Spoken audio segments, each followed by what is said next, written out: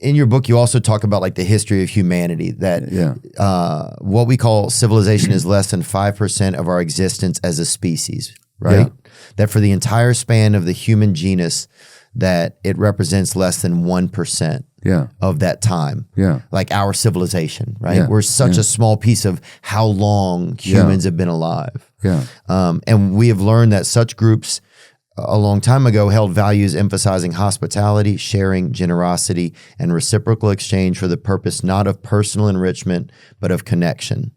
These values were intelligent, time-tested guidelines for mutual survival. Yes, there was violence and bad behavior and all the rest. We have never been perfect. But we knew something about setting the collective context for our humanness to flourish fruitfully. Yeah. That it was a group effort. It was a group thing, and people never saw themselves as separate from the environment or from animals, right, or from other human beings. Yeah. And in British Columbia, excuse me, where I live, the Indigenous people used to have a ceremony called a potlatch. And the potlatch is they would invite all these people, neighbors and other tribes and so on, and they'd give things to each other. Mm. So it wasn't about getting, it was about giving. When the British colonials arrived, you know what they did? They outlawed the potlatch. Damn. Because they wanted to kill that spirit of communality. Wow. That the Indigenous people thrived on. So they knew how to do it. So they forbade a lot of the practices that gave the Indigenous people meaning, including the giving. Man. And until very recently, decades ago, it was outlawed. So people had to do stuff in secret.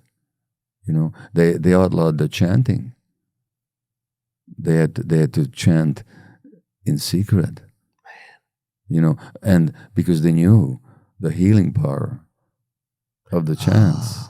And the chants really connected Indigenous people to their traditions.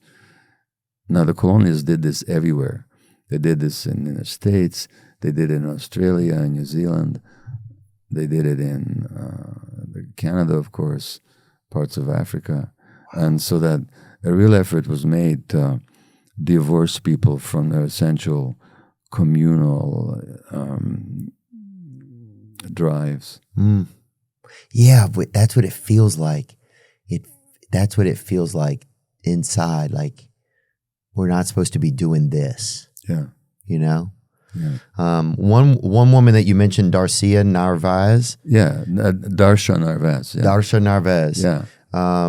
Said that we have become species atypical, a sobering idea when you think about it. No other species has ever had the ability to be untrue to itself, to forsake its own needs, and never mind to convince itself that such is the way things ought to be. Or to destroy its own environment. Yeah. You know? Yeah, I still wonder if Mother Nature's mad about like if some of the diseases we have now are because of like what happened to the indigenous cultures, you know, if some of that just like is like, you know, because Mother Nature remembers, you know, and so it's like, are we still just suffering the sins of like what's happened a long time ago? We are. Yeah. And the problem is we haven't learned from it yet. Like actually, I work a lot with Indigenous people in Canada. Mm-hmm. They often invite me to talk about addiction and stress and trauma and so on. Oh, some of them, we did a show in Vancouver. Some of them came out to the show. Did they? And they gave me some gifts. Oh, fantastic. Yeah, it's really, really beautiful. Beautiful, isn't it? Yeah, it was awesome, man. Yeah, it was great. It was really nice of them. But so I do a lot of that work, but I get so much from it because they have such deep wisdom. Yeah. Like even with all their trauma and all the dysfunction, all the addiction and mental illness amongst them, which is strictly a result of colonial trauma. But there's still such gentle wisdom. Mm. There's still such connection. I remember doing a ceremony with them, some Indigenous friends, 2 years ago, out in nature. They talk to every plant. Wow. They're so connected, you know, such deep wisdom.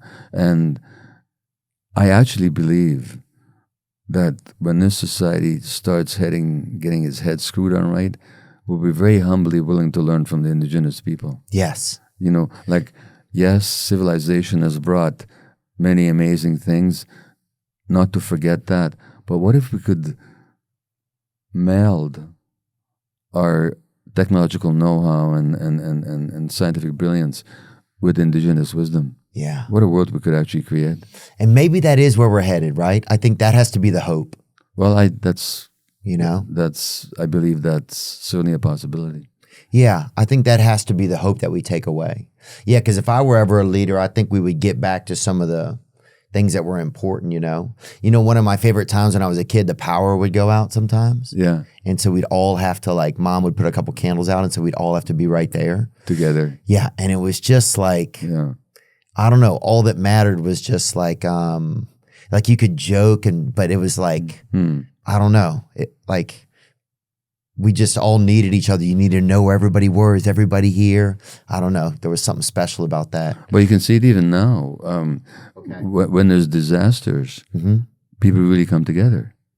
Right. They tend to come together to support each other. Yeah. They'll go out of their way to give and to support. Oh, for sure. You're seeing it with the flooding and stuff in the Southeast right now. Yeah. Many places all over the world. Yeah.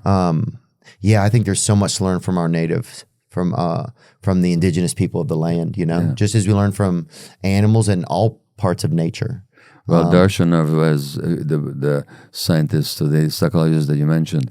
She's written a book called The Evolved Nest, and she's talking about our commonality with other animals and how they rear their young and what we could learn from them. Oh, wow. Yeah, that's an amazing little book. I wrote the foreword for it. Darsha's done some amazing work on the actual needs of human beings. Really? She's a pretty fascinating woman. Which is very interesting. Very interesting.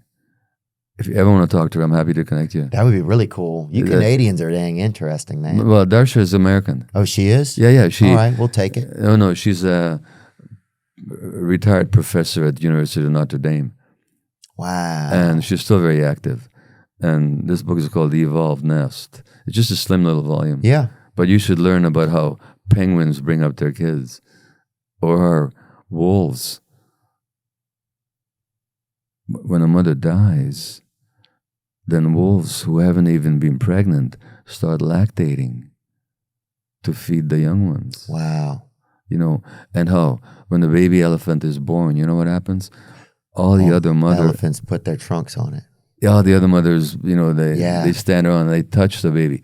They know the need for touch. Right. I mean, there's incredible wisdom in animals as well. And Darsha and her writing partner, Gay Bradshaw, they really show us the lessons we could actually derive just from watching how animals bring up their young. And our society we have is women. So many mothers have to work. It's like we're a little misconstrued. Well, the United States, 25% of women have to go back to work within 2 weeks of giving birth. And what nature would prefer scientifically and physiologically is for the baby with the mother for at least 9 months. Yeah. But actually for years. Now, or if not the mother, but at least with the mother for at least 9 months, but ideally well beyond then, but with other nurturing adults. Right. So it's not just caregivers who give you food and...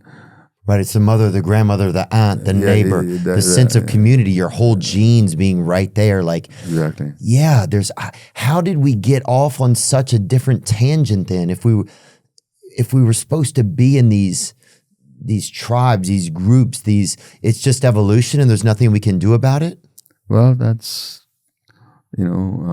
that's civilization. Right, civilization. Which has obviously brought all kinds of benefits, but also look at all that we've lost. So again, it's, for me, can we value our achievements and our knowledge and try to remember what we've lost and try to reconnect with those parts of ourselves that we've kind of got divorced from? Yeah.